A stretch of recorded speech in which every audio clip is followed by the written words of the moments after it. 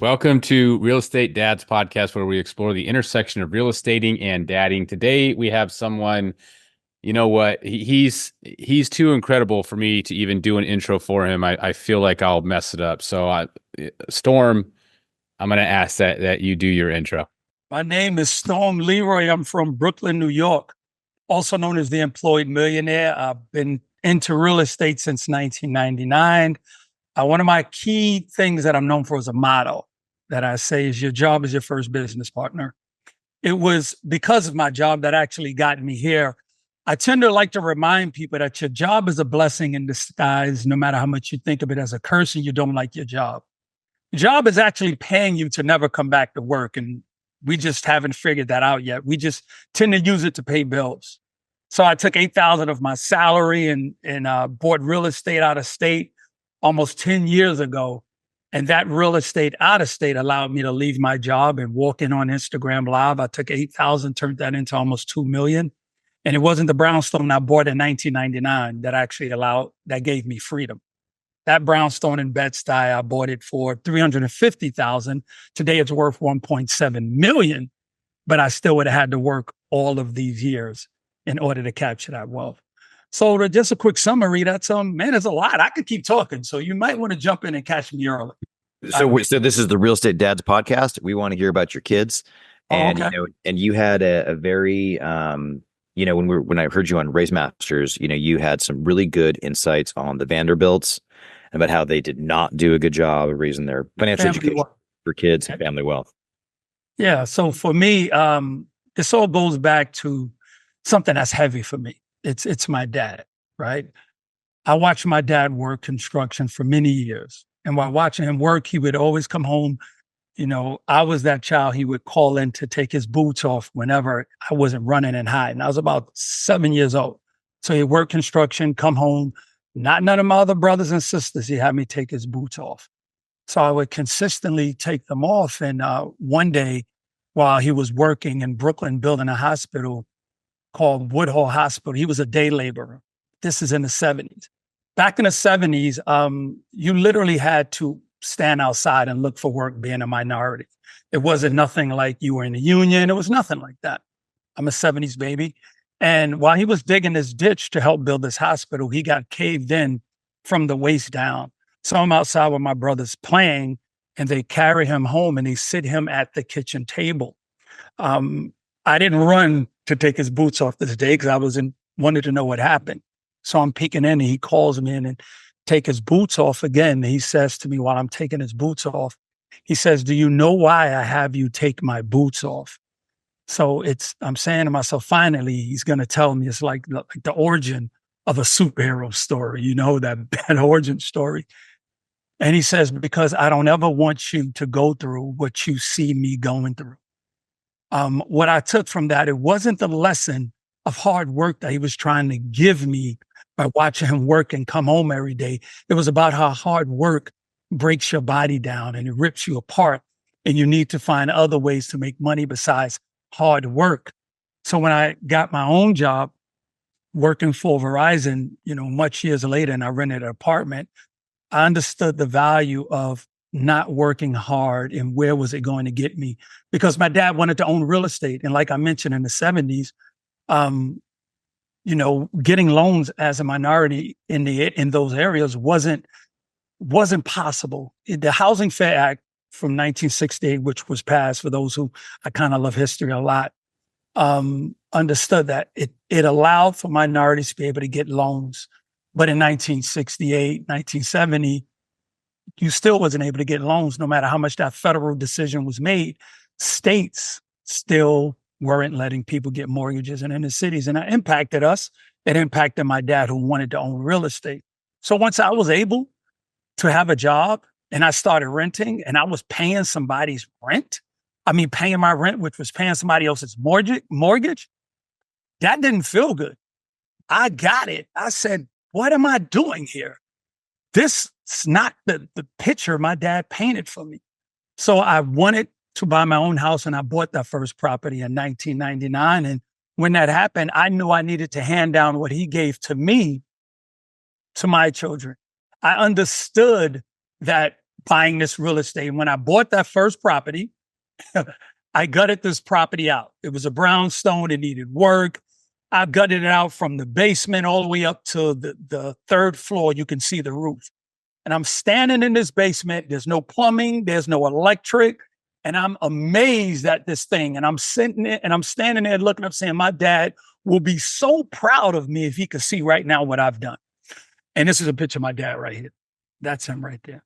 And when I said to myself also, I never want to do this work again because I created a job by doing that hard labor. So I wanted to real estate that I could make money and didn't have to be a landlord, which is one of the most dirtiest kept secret amongst real estate investors. We won't tell other people who buy real estate the nightmares of being a landlord. It's one of the worst horror stories because we don't want to deter you. So we only talk amongst it in our own little circles.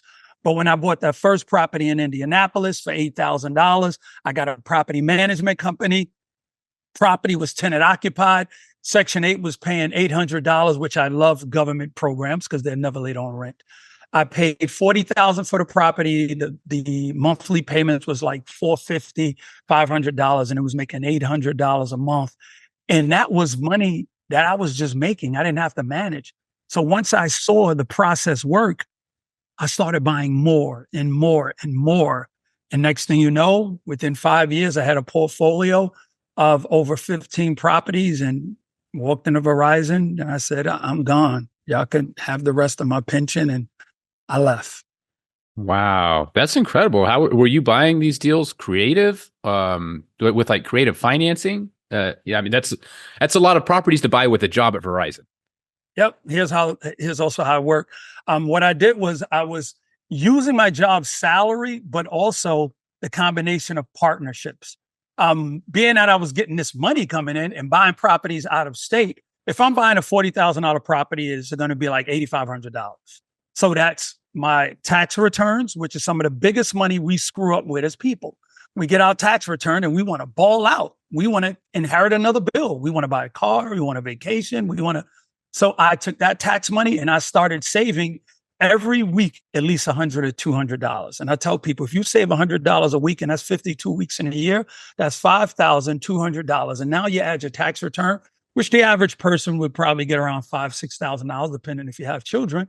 Now you have $11,000. You can buy another house. So that one house, next year you do the same thing and you're doing your tax returns on that real estate, which a lot of us need to understand the importance of doing taxes. Mm-hmm. Being able to have your LLC as a property manager, to have a home office, to write off your expenses, your light, your gas, depreciation on your car, all those things that we kind of take for granted because we don't want to have the education. I don't want to put it like that because I don't want to sound too harsh, and I can be harsh at this age in my life.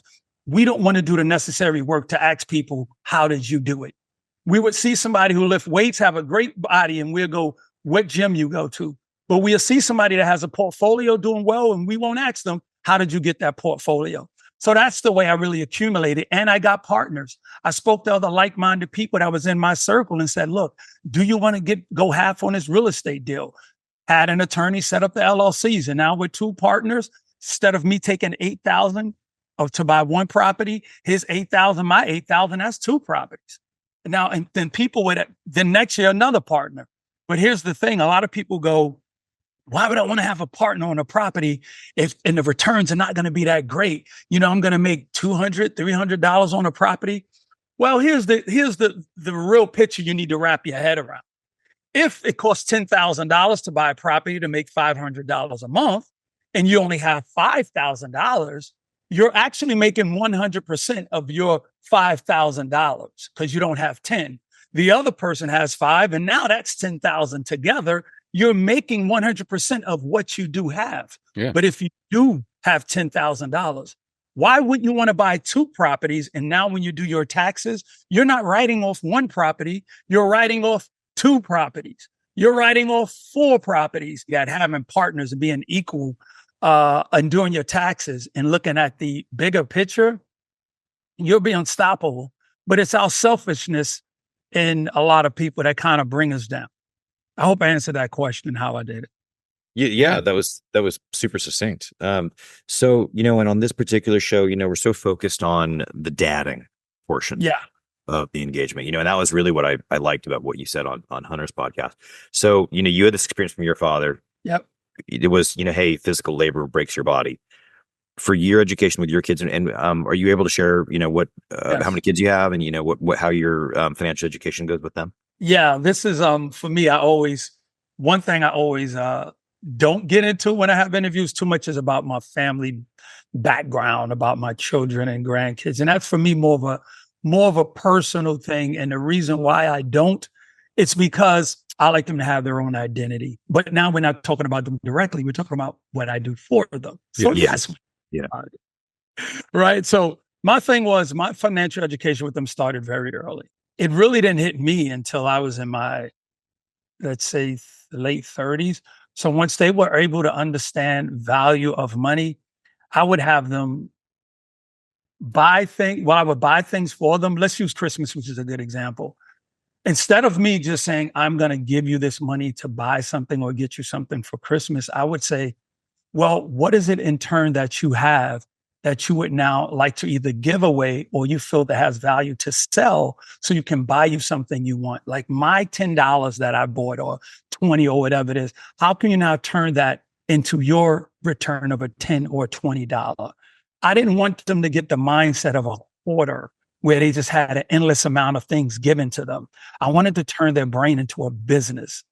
I always wanted bank accounts when I was a kid. I always had the selling the comic books, the baseball cards, and I wanted them to think the same way. So the financial education for me was them taking anything that I bought them that they didn't get use out of. Your job would be to sell it, or your job would be to give it away to a cause. And once they got old enough to understand that the value is in everything around you, that's when they started getting into creating their own businesses. From a very young age, my youngest daughter, because she was more available to me having this knowledge. My older children, I was still working. I knew Verizon. I knew hard work. They knew me as hard work. They knew that I was building something, but they didn't get to enjoy the riches like my youngest. But my goal was for them to have LLCs, for them to understand you need to have ownership of whatever idea you have. You need to have ownership of your name. So for me, it was always they had their name at gmail.com, their name at.com, this company and their name. Because if you don't start at a very young age of showing ownership, I think we tend to build in this entitlement in children, which I witnessed with me achieving. It becomes an entitlement that they don't have to do anything. At what point do you now give them responsibility and stop being the crutch that they can fall on? It's okay for them to scuff their knee because now they're going to figure out what I have to do. I scuff my knee. Let me turn it to a scab. It's going to heal. And how I avoid doing this again. I don't never want to be the crutch for them because I have means. I want to become an answer and a place they come to for information, not just for money. So, excuse me. So I guess more of the education coming with the living trust, right? I understood when I got a living trust that was the biggest thing I can leave for them. It wasn't real estate. It wasn't none of those tools. Because the biggest assumption that I made, and I need to snap out of that, because watching another friend of mine, we assume our children want to be landlords. Leaving your real estate to your children could be one of the most detrimental things you ever done to your portfolio if you don't have the conversation. A lot of them have their own lives to live. And I understood once a friend of mine passed away, he left his portfolio to his two daughters, and they sold his properties for pennies on the dollar. And I know that's not what he wanted, but he didn't leave a trust in place for them. So what I do with my trust, I understood what the Rockefeller scenario was, where he used more of a life insurance policy. We understood he was wealthy. But the mechanism that really created that 13 generations of paying out, which he's up to now, if I'm not mistaken, was creating the life insurance policies. Now having that in a living trust, have a living trust for each person in that trust so they can have a life insurance policy. And that's what I have created for my children. When I pass away, My portfolio, most of it is going to be sold. That money is going to go into a brokerage account. That brokerage account will now gain interest for my grandchildren, but a portion of that money will go directly to my children. I don't want to leave them the responsibility of thinking that they're supposed to be landlords. They're supposed to figure out how to handle tenants and things of that nature. So there's a lot of detail that I definitely could go into with the trust. But the most important thing for me is making sure you set up that trust so it not just pays out your children, but your grandchildren and your great grandchildren. How does that look like? Individual wealth can literally be gone with a weekend in Vegas, a bad marriage, and a drug habit. How do you avoid that from happening? Isn't that the truth right there? Yeah, three ways men can lose money, as they say. What is it? Women, three L's. What is it? Liquor, ladies, and leverage. Liquors. There you go. Liquors, ladies, and leverage. That's a Charles Munger quote. Is that where it comes from? Yeah, R.I.P. So Storm, and if I could ask you to go into this, the Rockefellers is the education that we like. How did the Vanderbilts do it wrong? Simply the same way. He just left wealth. He left the wealth for his children. Anybody knows Anderson Cooper from CNN? If I'm not mistaken, I think he's the third great grandchild of the Vanderbilts. His mother, I think, was the second, either the third or fourth. But one way or another, he had to work. He has no wealth at all from that legacy of the Vanderbilts. When Vanderbilt died and left his children the money, I think he had 2 sons and 1 daughter, or 3 sons and 1 daughter. I try to be as accurate as I possible, only because we're in a day and age where people don't look for information. They look for you to be wrong, and they don't care how small it is. So I try to be a little accurate. His sons went on to actually transfer. One of his sons actually went on to continuously build the wealth. But he had one son who went and started building the biggest castles that he can, thinking that was going to expand the family's name by building the biggest houses and biggest castles. What that did was start eating into the family's money. So if you do research on that, you realize that these castles that we would start building didn't build the wealth that he thought they would be. And then once their children were born, they had no blueprint. They had no plan at all what to do with the wealth, and they just spent it. And now it ended up where Anderson Cooper now has a great family legacy name, but not the wealth that should have been there behind it, all because they didn't have a trust set up like the Rockefellers have their set up.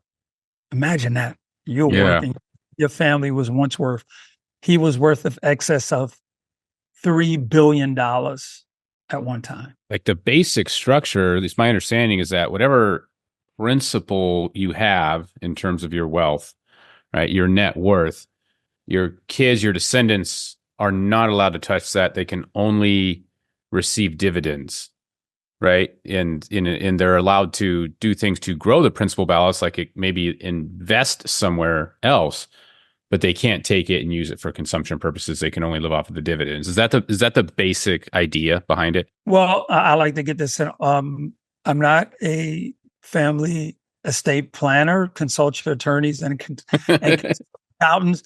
I just like to speak for what I have done and what my family estate plan has done in my accountants. Yeah, if you set it up that way, because there needs to be ages. Like my first trust, which was done, it had an age limit of 21. That the kids would be able to get money and go to the trustees, because it's set up like a private bank. So they would come to the trustees with a business proposal and borrow money. But due to technology, I said, I need to rearrange that. Now it's set up for the age of 13, because you have younger generations now who, due to the inception of social media and YouTube, they can literally create a business. There are kids who have YouTube channels with unboxing and doing this, and they're making millions of dollars. So I wanted to allow them to have the opportunity to talk to the trustees and say, here's my business model. I need to borrow this much money, and they will pay that money back. The brokerage account pays out the dividends, and now you can set that up where they live off a certain amount of money coming from that brokerage account, depending on the percentage. But the key thing that I like to really put into mind of people, that you have to be a forward thinker. You have to think about, who am I doing this for, and what will the world look like 10 years from now? 10 years from now, AI technology will be at a whole different pace.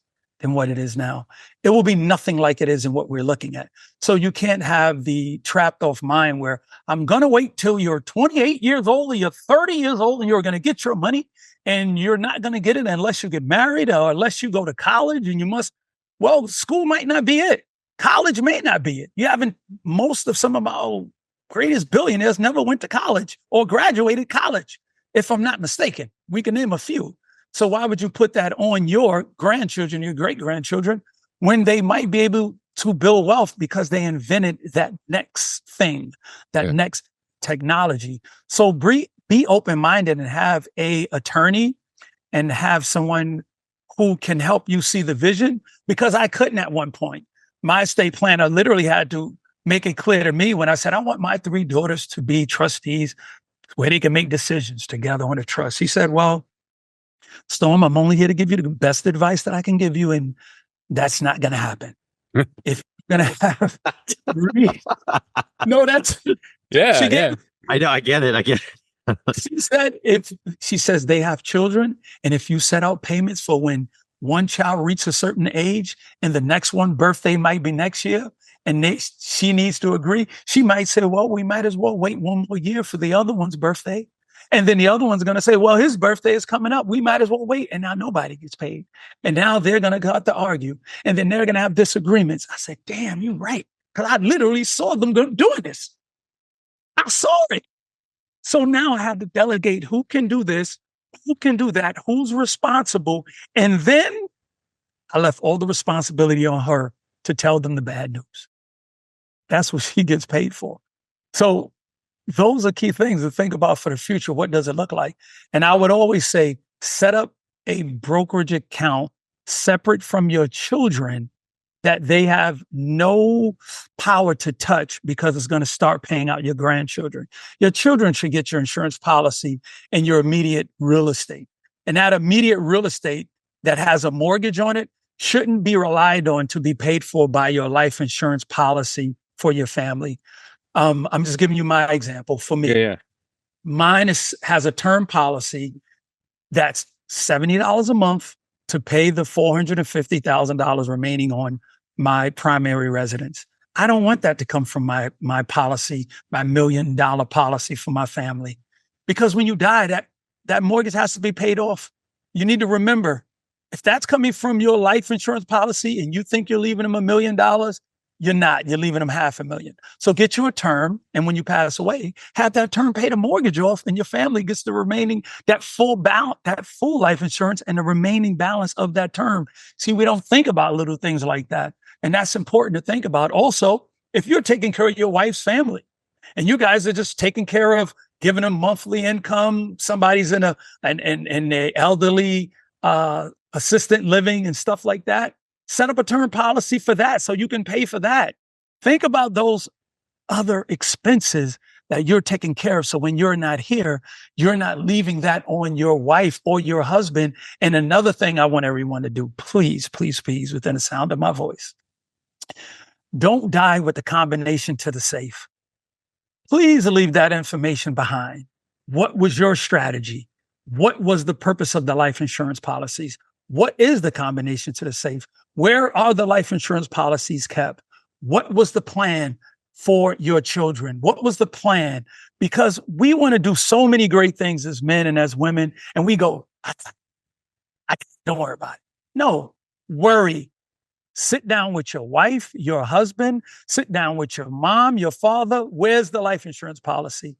Where's the land deeds at? Where's this information? Because when they pass, it's going to be an ugly scene. People are going to want to fight. People are going to come out the woodworks. I don't care how nice your family seems to be. The more money you have, the more chaotic it will be. Have the tough conversation before it happens. Yeah, I couldn't agree more. Absolutely.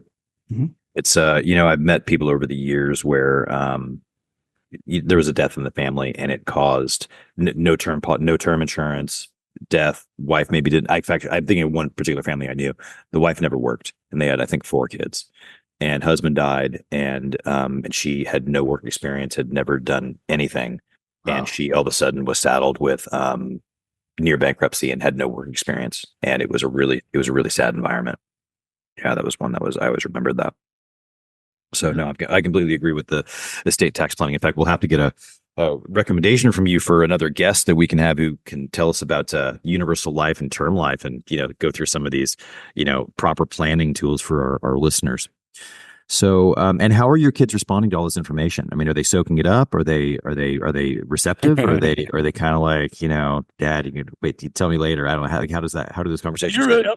You really want to talk about this? Okay, cool. Well, I mean, again, what's you're comfortable with? But we hear. I'm comfortable with it. What I'm saying is that I'm gonna give it to you raw about what it is, and it's kind of comfortable for some people to talk about kids, especially people with kids, and I'm gonna talk about mine, and I know they're gonna watch this. They're gonna watch. Yeah, they're your fans, huh? Yeah. Oh, they know Dad is loose. His lips are loose. I'm gonna watch it. Then they're gonna call. You really think they're checking all your podcasts and social media videos to make sure they don't say something loosely about this? Make sure you don't say something loosely about them. I'm gonna interrupt. This is all great. This is all great. I'm loving the energy, and I guess Storm. What I love about hearing you talk about this is you have like a really direct passion. Yes. And it's authentic. So I'm just gonna continue soaking this up. So keep. I'm gonna tell you. Here we go. Yeah. All right. Kids, first, I want us to take us down the road together. If you want to walk with me, we were once young. We did not listen to our parents, no matter how much they would tell. A lot of us didn't take advice from our parents, no matter how good it was, because we just kind of were like, nah, I'm enjoying myself. I'm out. I'm like, I'll figure it out later. And that's kind of the stages where they were at until they, got married and started having children of their own. Then that's when they went, I see why you were telling me to do this. I see why you were telling me that. But during the time of being young, youth, like they say, is always wasted on the young. And we don't have the voice that a lot of our children want to hear. You could tell your children something over and over and over again, but a complete stranger can say the same thing, and they'll come to you and go, let me tell you what somebody told me today. And you look and go, I was telling you that for 7 years. It's so true. It's so true. You know what I mean? Because they've been hearing us bicker, try to educate them, push them in the right direction, instead of letting them scuff their knees. Let them scuff the knee and develop the scab, and then they will come to you and go, ouch, I get it. And I had to learn that. So my two that are older in their 30s, and now they have children. And damn, every time I say my oldest is 38. So they're married and they have kids and I have grandkids. So the thought is always now for me, what am I leaving for them? What I'm leaving? Because my thing was, once you get married, everything like is an X on your name and their name is engraved. And now it's you and your husband set that up. And now what I'm doing is the education. I want to help you build wealth, but also I want to make sure that it's readily set, go for my grandchildren. They need to see me as the example, right? Because mom and dad are busy. They're working, they're doing this, they're doing that. They're trying to get a household together. But dad's the one who has the freedom. I am doing the shows. I am traveling. I am speaking. So I buy a lot of stocks and a lot of crypto and things for them. And I educate them on those things. Like I had NVIDIA stocks for my grandkids back when it was $500. I have Amazon, Apple, and all those things. See, the things that I realized their mother and dad couldn't do, my children couldn't do, because they was too busy caught up in the rat race of having a job. Like we need to break the cycle of the job. What I mean by that is you're going to break the cycle of the mentality is work 30, 40 years, retire on a pension that may not be there. Social Security at the way that it's going may not be there. A 401k that if the market COVID hits again, it's going to drop. You can't retire, may not be there. We have to change the complete narrative because in the financial space, it's not going to look like how it did for us. Kids in their 30s now do not have the luxuries as we did in our 30s. Kids now are being saddled with the responsibility of debt that we are now benefiting from. Like people who bought real estate in the 90s, the 90s, the 2000s, the 2010s. It's at an alarming rate. So as a dad, you have to look at your children and go, how am I going to help you? Because the objective is to make your child, your grandchild, a forever renter. All of these real estate properties out here that you see with construction say for lease, not for sale. How are we going to fix that as a dad, as a grandparent? How are you going to educate them to prepare them? Are you going to buy real estate and leave it for them? Or are you going to create assets for them? Are you going, like, I'm literally buying real estate in other countries. I just bought real estate in Thailand and Indonesia and Bali. I traveled 30 days to 4 different countries, those that follow me on my podcast and stuff like that, because I need you to branch out, because real estate as you see it now will not look this way in 10 to 15 years. So staying in the realm of being a dad and going into being a grandparent, how do you save them from the calamity that's taking place if the financial structure that was set for you to be able to live comfortable won't be there for them? How? True. Things are changing. So, Storm, you're saying, and I mean, you said a lot, like a lot of gold nuggets, valuable insights. You know, people need to listen to this episode like 3 or 4 times just to like get half of the good stuff. But you know, you're telling me that, you know, or what I'm hearing is that as a parent, it's almost better to just accept whatever your kids are willing to hear from you while they're young, and understand that the real opportunity to give them a financial education is when they've matured a bit, somewhere around in their 30s. Would you say that is kind of how you see things now? No, not indirectly, not meaning no, but no in that way. Let me kind of, this would be a perfect time for me to lay it out like this too. So thank you for that question. Yeah. What I'm saying is the generation of how, when we came up, it was more of go to school, get a good education, get a job, retire, maybe get married, maybe start a business. I didn't come from an inheritance. The children now, regardless of the wealth of your parents, this generation, especially kids born and raised in America, they want to be entrepreneurs. They want to start a business. They don't want to work for a company. You have 2.5 million baby boomers who retired in those positions, work in Verizon, work in sanitation, firemen, policemen, construction, plumbing, framing, like I think I said, electric. All of those jobs are still abandoned because our children are coming up in a technological era where they're witnessing wealth being created by not having a job. So you need to feed into that part of them to help them go, you want to start a business, you want to have a podcast, you want to do technology, you want to master AI. Well, let me give you an outlet and help you financially or point you in a direction to grow that. Because there's not going to be the same avenue where you're going to convince your kid to go work for Verizon. You're not going to be able to convince your kid to go work for the sanitation department or to be a police officer or a fireman. They have a whole different demographic coming in to fill that space. So how are you going to now help them so now they don't have shortcomings, because we're teaching them old methodologies that we were brought up in our household?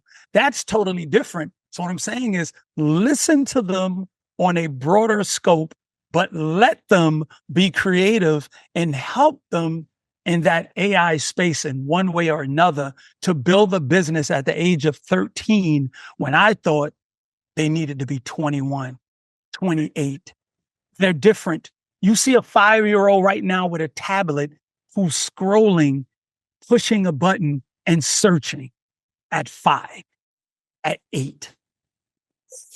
Never. You gave us a tablet, we would have. No, I don't know about you guys. I'm astonished the way this brain is expanding on this younger generation and these kids. And we have to really think, what is going to be there for my grandchildren? Even if I leave them money, how will they manage that money? What will they do with it? You leave something in place. So that's more or less what I'm saying. We have to change the way we think and kind of let them grow and be there and not try to push the old way of thinking, because that old way of thinking it's not real. Like I don't want to go down a rabbit hole because y'all gonna turn this into a whole nother podcast real quick if I start talking this way. So it's different. So, Yeah. and your advice within that push is to let them skin their knee. Yes. Skin their knee. And yes, let them skin their knee. Help them skin their knee. Help them skin their knee. Yeah. Help them skin their knee. And like one of my things I told my daughter, I said she wanted to go to school for she loves art, and she wanted to do the sculpting and the art. And me coming from a technical background, I once was a hacker in the 90s. So I can speak about this now. Time went on. Right. I literally made the New York Times for being one of the biggest hackers. We were, those of you who remember cell phones with the gray flip phones. I don't know if you guys remember the gray flip. The Razor. Before that, Okay. You open it up, the flip, it had the big gray battery on the back. And I was part of a group of people who we learned how to program those phones, and you would get free service. And it was all analog. And during that technology, I knew where technology was going. I was fascinated with tech. So when she wanted to do that, I said, I don't have a problem with you doing art, but I want you to go to do 2 years of tech. And once she switched to start getting into that space of tech, it clicked that that's the future. And starving artists being out there trying to sell their paintings and all of that. Like, you have AI and artificial that do artwork better than people who can look at art and tell if it's real or not. They can't even grade it or judge it.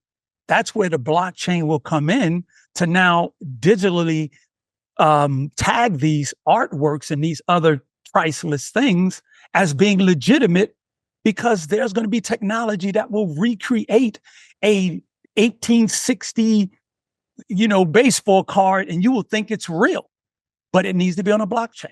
That's the kind of thing for our grandchildren. We need to help them by investing in that thing and stop being the old guy in a room saying, crypto is never going to be nothing. Technology is hogwash. Paper money will never be touched by our grandchildren. But we need to help them invest in crypto. We need to help them understand or encourage them when they tell you about a blockchain. Encourage them when they say Solano or this one or that one. Encourage them to buy it. Encourage them to know how to open up an account. My dad encouraged me to open up a bank account of savings and checkings. The difference is encourage them to open up a crypto account. Encourage them to open up a Bitcoin account. It's no different. It's an account. It's just going down time. We need to change our perception of what that account looks like. I can start talking boring, dumb stuff, so forgive me. No, it's great. It's just so funny. We talk about, our paper money, and people say, oh, we don't want to go onto some kind of digitized currency. And I go, we already are in digitized currency. Yep. You transfer money from one bank to another, and it's supposedly supplanted by paper dollars, and you realize the paper dollars are monopoly money. It's really scary when you think about it in the sense of what we're really using to trade hands and value. And it goes back to the reason why we're all in real estate, really. Physical assets and assets that you can prove value of via blockchain method. So it's it's closer to a gold standard than what we have now. It is. Yeah, it is. The blockchain. That's true. Yeah. Sorry about that jumping in. No, we love something. The deeds. We see how many people were faking deeds and doing this, and like the deeds will be on a blockchain. Closings, like all these documents that we DocuSign, and somebody could just go into an office and request this, and that's going to end because that's the power of that blockchain thing. So, yeah, continue. Sorry, buddy. No, we're good. We're good. We love the rabbit holes personally. The rabbit holes would provide the color for all these episodes. With our theme here for the Real Estate Dads, I've been guest on several podcasts where we talk about, cap rates and basis point spreads and these things. And the interviews are just boring. Yeah, I don't know how many interviews you can do talking about some of these things, and the philosophies, that you're sharing are really the kernels. So no, I love the rabbit holes and appreciate the wisdom. Absolutely. Thank you much. Thank you much. Trevor, what else you got here? We got I wore you guys out already. I wore you out already. Huh? No, I'm just you're the star of the show right now. I've learned several valuable lessons about getting older, and especially sitting in this position that us three are in. The power of what we're doing. I have a question. I do have a question. Keep going. I'll ask it after this thought. The digital space that we're in. Once I realized by searching my ancestors' information and pictures that there was nothing, there were no pictures, it was analog, it was all black and white. The fact that we're talking and having this conversation, I want everyone to wrap your head around this. Hundreds of years from now, this digital information will be available. Yeah. Forever.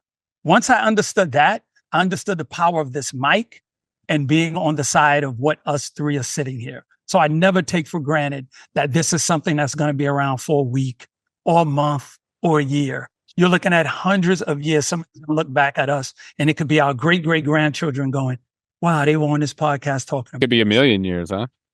a million. Yeah, historians look back in time and go, this is really an accurate, representation of what's going on at the time.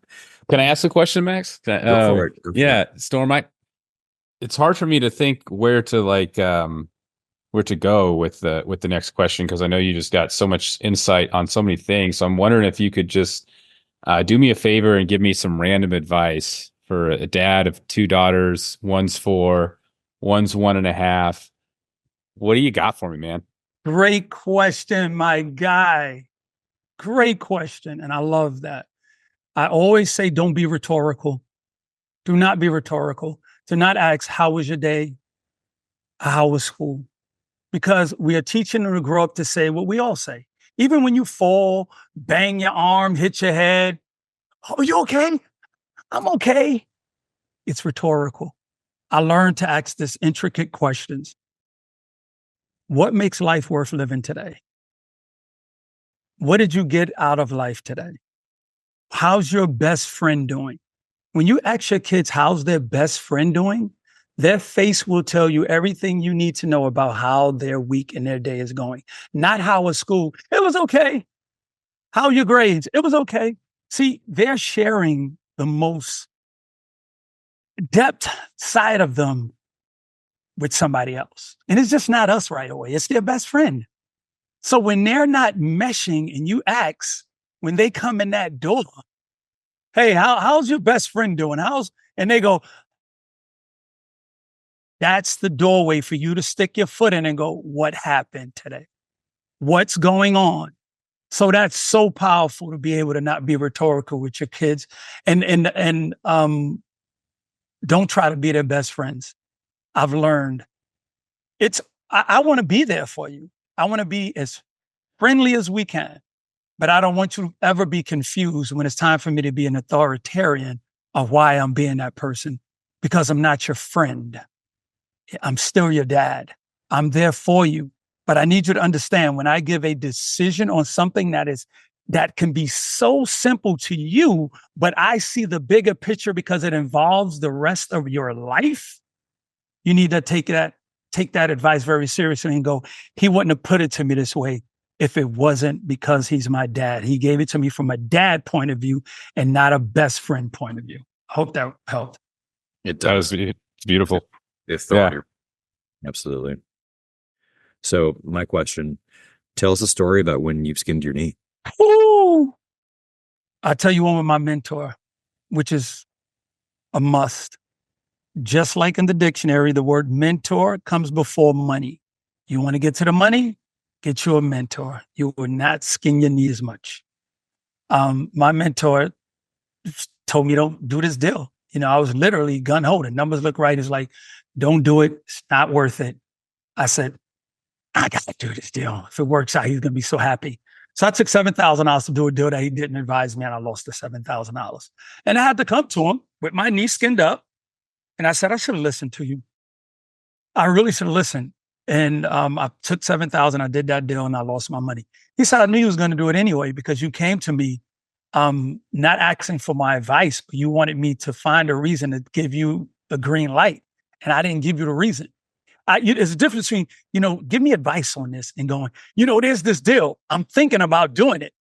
See, that sounds different than there's a deal. Let me know if you think this is something I should be involved with. Look at the numbers. That's two different ways. And I came to him with, no matter what you tell me, I'm going to invest and skin my knee. And the one thing he told me also, because I said the word but is the delete button for the brain. When you give somebody some great advice and they turn around and say, yeah, but they just erase everything you just told them. And they're going to go by whatever's the next thing that's about to come out of their mouth. So you just need to be quiet and let them be great. Let them skin their knee. So that was one of my most valuable lessons. And that mentor, do you still work with that individual? No, that was when I first started. We still keep in contact. He actually is working with me on transitioning from being actually, how can I phrase it? I'm gonna keep it simple. He's actually keep showing me from being a person who's buying real estate to now someone who creates notes, acquiring notes. He's teaching me to become the bank, which is another level. We need to start getting away from borrowing money from institutions of banks. And for me, when I mean get away from it, like learn that side of it, because being a landlord, when I didn't get rent and all that, I still had to pay the bank. They still got paid. So I said, damn, how can I be them? And then I remember some years ago when he was moving into that phase and I reached out to him, he gave me a whole lesson about what it's like to have notes, buy notes, only have certain real estate with those notes and you could sell those notes. Yeah. So, yeah.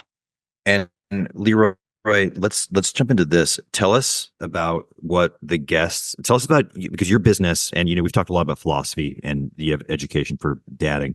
Tell us about your business. How do you work with guys? Because you are a coach, right? You do mentor guys. Yeah. So let's go into that. So tell us about, what you do. How can listeners get in contact with you? If someone's listening and they have a need, what are those needs that you're like, hey, I'm the guy to help with this? Yeah. What I do is I mentor people on the key thing that changed my life. How to take your salary and invest and have the blueprint to quit your job. Your job is your first business partner. So we work on group economics in my community, taking that salary. Now we find properties and we invest in them together. My community last year, we did about 4.6 million in acquisitions of real estate together. I don't believe in collecting money and you give me your money and I buy real estate. That's been the growing theme of people who've been getting the short end of the stick in real estate. I believe in we looking at these properties together. We have the attorneys who sell up the LLCs that we all own together, our escrow accounts, our operating agreements are set up. So we are all in this together. There's no such thing as a, when you do those deals where there's I forgot the name. A general partner and a limited partner. You're doing giant JVs. Straight JV to the community, no general and limited, where you got it. So we don't do that. Yeah. And that's helping to create them to become leaders, create their own companies. And by doing that, we start off first by buying simple, single, multi-units, because I can't get nobody to see the vision of buying a $4 million property if they didn't even buy a $80,000 property yet, because it's fear. So once we start buying those properties, we have breakout rooms. I teach them on everything about out of state, all the different realms of this, how to do the numbers in this state, how to find out the rules about that, Section 8 housing, how to contact HUD, how to find out about the vouchers. Because for me, it's all about guaranteed rent. I really do not like the space of dealing with regular renters after the last years we've been having with squatters and a lot of the system that's geared towards the average renters. I believe that the average renter in a few years will be second class compared to programs due to the amount of people that's living here and coming here who will need housing, and programs would be the ultimate moneymaker in a few years. Your job and your name on the application that you're willing to pay $1,100 when a program will pay $1,500, $1,800, or even $2,000 will be secondary to a landlord in the future. That's just my opinion of how the view of things go. So I'm teaching a lot about that, how to look into the future, how to buy real estate out of the country, which my community is doing now, because you must expand your borders as an investor. It should be limited here. And also how to now invest and bank in other countries. I currently bank now in Thailand, Dominican Republic, Costa Rica, and have LLCs in other countries. I believe you need to secure your money and your value. And that doesn't only mean having money here. Our banking system has crashed at one time. It's okay to make money here, but you don't have to only keep it here. It's okay to be born and raised here, but you don't have to grow old and die here. It's a big world. So you have to expand and look at what other wealthy people are doing with their wealth and money. Bank accounts in Singapore. Why? To have other visas and passports. Last year, going into this year, was the biggest years in wealthy people getting extra passports and visas.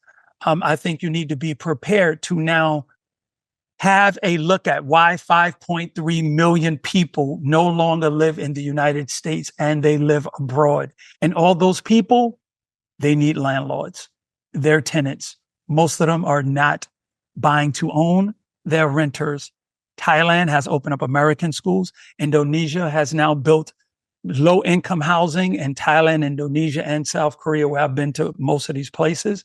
Their housing structure and what they're creating is something that I want to share the word to everyone within the sound of my voice, because our children and grandchildren will not be the investors that we are, in my eyes, just my opinion, in this country, the way the housing market is going. So if you can expand their brain into being okay with investing from abroad, you have companies like Wyndham Resorts who are building residential properties and guaranteeing you 6 to 7% yearly rents while they find tenants and while they manage the property for you.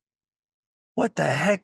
Like, how could you go wrong with a company with a name that big, guaranteeing you tenants and rent, but you want to fight here with somebody in landlord-tenant court? So that's what I'm educating my community. And the last thing before I give the floor back, how to find me, is I want everybody to say to themselves, I am a millionaire magnet. When you say to yourself, I am a millionaire magnet, then you just type it in on the keyboard. I am a millionairemagnet.com, and I will send you directly to my community. There we go. I am a millionaire magnet. And then I am a millionairemagnet.com. That's me. That's it. That's it. This has been fantastic, Leroy. I've really enjoyed this podcast. Thank you. This is follow me on Instagram, everybody, too. Thank you very much. Yeah, how do they find you on? Is that same one on Instagram? I'm a millionaire magnet, or what is it? No, Instagram is at I am Storm Leroy. Yeah, you can just Storm Leroy. Once you Google Storm Leroy, you know how technology. You Google Storm Leroy. Storm Leroy. All right, just look for Storm Leroy. Got it. You'll find me. I've appreciate this, and I've enjoyed speaking with you guys and hearing something in me over at Tucker and saying, yeah, we need to get him on here and talk to the people. I appreciate it. And we're so glad to get the wisdom. Thank you, Storm. Appreciate all of the wisdom. The philosophies that you've shared here, I think are great, and really what I love is the delivery, authentic, passionate, and eager to share your knowledge and your community. So thank you for those pieces of wisdom.